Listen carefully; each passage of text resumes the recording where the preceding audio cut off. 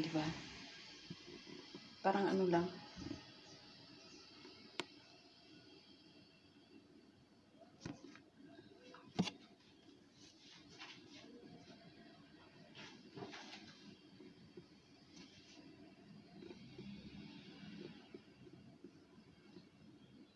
Ayan, day off natin ngayon.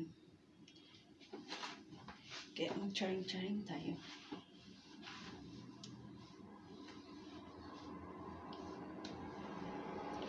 Age doesn't matter na ikaw. Pag feel mong isuot mo. Ayan. Pero parang hindi ko carry pag ako na mag-isa. Carry ko naman. Carry ko naman mag-ano. Kaso lang maluwag yung ano ko, yung pants ko. So mag-loose-loose talaga to siya. Ayan, pasintabi po.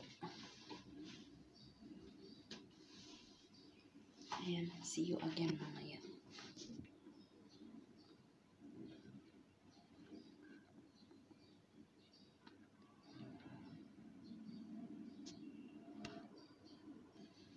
Ayan, mainit. Ang init.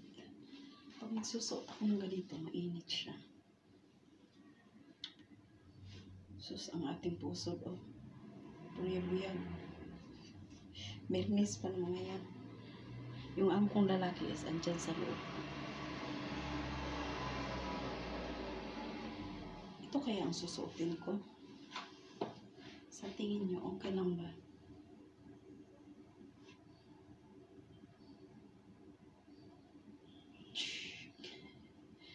Ayan, 4 ang anak niyan. Kaya, okay lang yan. Yan ang ano, ebidensya. Ebidensya ng ano, ating pagkananay. Gusto ko mag ano, gusto ko lang magganito, ganito. Diba? Pag nahiya tayo, ganyan lang. Okay naman magganito kasi summer siya. So, walang problem. Pero ang ating kulay ay ito light, ito ay dark. Ayan. Pwede naman siyang magganito. Tapos may backpack ako. Siguro sasabihin ng amo ko, nangyari sa'yo. Ayan, see you again mamaya. Ayan. Nagsambod ng aking ano.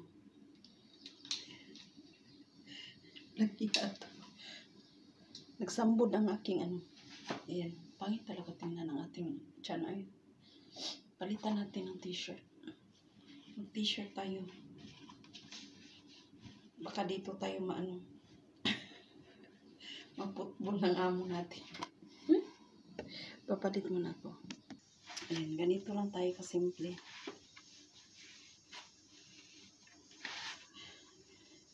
Ang laki oh. Ang laki pero maiksi. Hindi ba? Same pa rin. Tapos magpakpak tayo.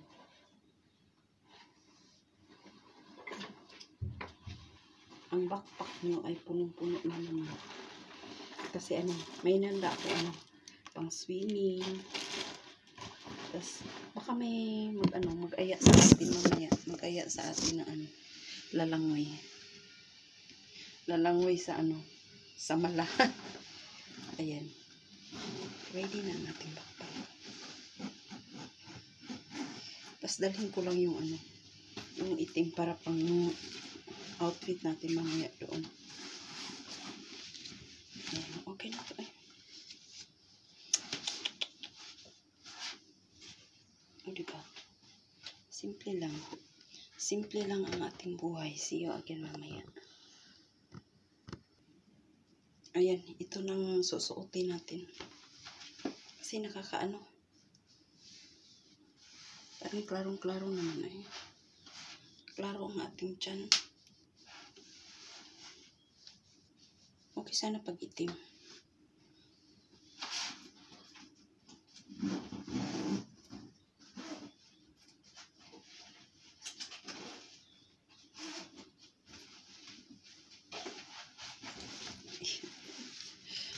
Ang ating bag. Ang ating mahabang bag. Ang taas ng bag ko. Yan. Okay lang, diba? Tapos, ayan, bye for now. Ako ay bababa na. Ayan, hinutoy ako ng ubo ko. Ang kati ng lalamunan ko ay bili tayo ng ng mint mamaya. Para may pera lang. Ang init. Ang init ng ating day off ngayon. Day off pala natin ngayon. Alas 11 na akong bumaba. Alas 11 na mahigit. Ayan, may sipon pa rin tayo. Ayan o. Ayan ang ating view. At tayo ay naka-jacket na. Okay lang kasi ano naman siya. Hindi siya mainit na cloth ba. Medyo ano siya. Malambot. Ayan. Hinihingal ako. Andun ang amo kong lalaki sa loob. Hindi na ako nagpaalam kasi yung mga alaga ko ay nag-aw-aw. Ayan, see you again mamaya. Hindi ko alam kung ano. Ayan ang bukid natin. Oh. Dito tayo sa baba ng bundok. Ayan. Bababa tayo sa sa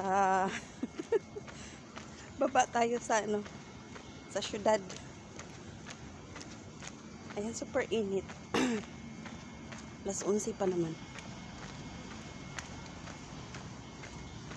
Isang oras din ako namili ng damit ko Pero dinala ko yung black na na sleeveless. Ayan, isusuot natin mamaya pag pag na feel better. Pag may kasama tayong pag may kasama tayong kalog, ayan, pwede natin isuot yun. Parang wala akong confidence. Ganda ng mga ayan yung mga bulaklak ba dyan yung puno. Kulay siya. Kulay pula. Kulay pula yung Ayan. Mamaya ulit. Ganda ng yung anong tawag doon? Mga bulaklak ba? Kulay orange at saka kulay pula. Ayan yung building namin sa taas. Ayan. Diyan ang amo natin. Ay, gusto naman nilang lumabas ako. Di labas tayo. Kasi next week is maulan. Maulan. Iwan ko lang kung maulan. We'll see. So hindi naman tayo pwedeng hindi tayo pwedeng lumabas ng Sabado at saka Linggo. So ngayon tayo pinalabas. Naglinis lang ako ng ng kwarto nila. Para ba? Tapos ginala ko yung alaga ko. Ayan. See you again mamaya. Mainit talaga. Guys, hello. Trabahin ang building namin. Lagi ko siyang nakakasalubong sa nagagala ako ng alaga ko. So tayo, say good morning. Say good morning tayo sa kanila. Pag mababait naman, mababait. Ito yung pinakagusto ko. Yung mga dilaw, hindi pa siya klaro. Mga dilaw na bulaklak. Ang gaganda ng mga puno nila kasi may mga bulaklak. Kung hindi dilaw, pula, orange, mga ganyan. Ano siya ba? Colorful. Mahilig sila sa mga bulaklak. Pero yung bag natin ay lumalaban ang taas talaga Gusto kong tahiin sana to. Tahiin ko ba na parang kasi parang ang bigat pag nasa puwet ko na talaga. Tabon. Ayan. See you again. Experiment ang mga bata. Buti pa yung amo ko nagpaalam. Sabi niya lalabas daw siya. Ako, andito na ako sa labas. Di man lang nagpaalam. Kasi naka-video nga tayo. Ito siya. Maya na tayo mag-reply. Busy ako sa paglalakad ko. Ayun. Pag ito tumawag mamaya na ko na lang. Baka isipin niya isipin niya na Andun pa ako sa loob. Bahala siya. Alam niya ang day off ko. Or nakalimutan niya. Palimot-limot yan siya eh. Yung amo kong lalaki. Sabi pa naman niya, di ba nag-study siya ng isang buong week. Hanggang linggo. So sabi niya, kailan daw ang day off ko? Sabi ko, ewan ko sa inyo kung kailan nyo ako palalabasin. Sabi niya, andito ako sa bahay eh. Walang sa kanya, mag-prepare ng pagkain niya. Pero, naman, kumakain naman siya sa labas pag yung lunch time minsan. Ginagawan ko siya ng lunch. E ngayon, kagabi pala, sinabi ng amo ko, Lynn, pwede kang lumabas bukas. Sabi ko, okay na, walang problema. Kung kailan gusto niyo lumabas ako, so lalabas ako. Ayan.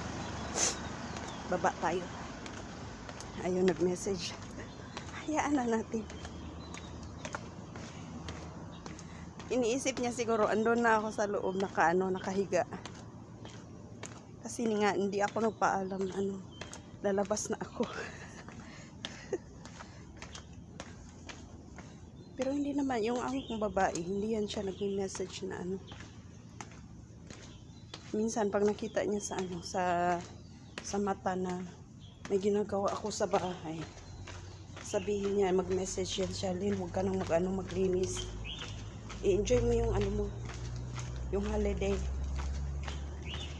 Itong amo kong lalaki, parang ayaw naman akong palabasin kasi wala siyang katulong sa bahay. Tapos yung mga alaga ko ang ingay. Hayaan na natin sila doon. Lalabas na siya, kakain na yun.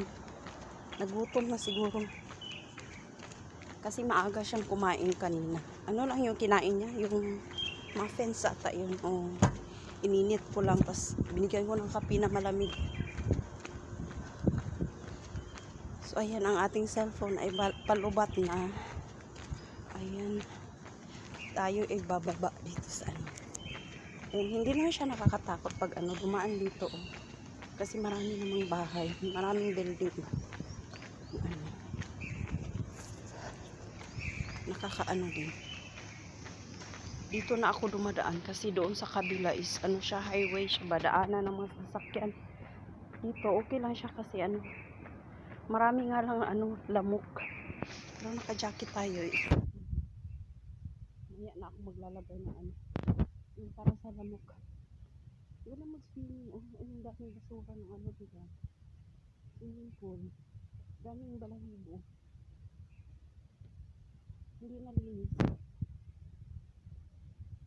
Sana hindi ang 7-Eleven naman na. Kasi wala akong pera. Mayroon akong mga $10 sa ata to. Bili ako ng saging. Yun lang ang ko, yung cash. Kasi mamaya, pupunta ako ng 7-Eleven para so tawag doon? Ang basura ko pala ay hindi ko na naman napapon doon sa basurahan. Hanap na lang tayo ng basurahan doon sa Shatin lang naman ako sa Shatin ako magtatambay tabing ilog. Pero bibili muna ako ng pagkain para pagdating natin doon kakain, tas magmuni-muni. Ayan, natawa ako sa amo kong lalaki. I will go sabi niya lalabas na ako. Ayan, asip po natin. Yung among babae naman ay may tonsil siya ngayon. Kagabi siguro, ewan ko kung anong kinain niya.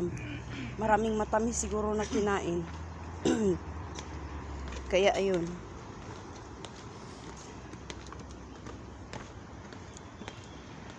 Mahilig siya sa sa matamis. Ayan, see you again mamaya. Don't forget to like and subscribe to my channel and comment down below para ma-shoutout ko kayo. Ang ganda lang ng ng puno, bula ay dahon. Green na green siya. Mga baby pa ba? Baby na dahon, andun tayo.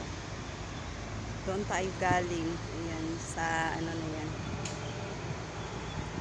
Ayan.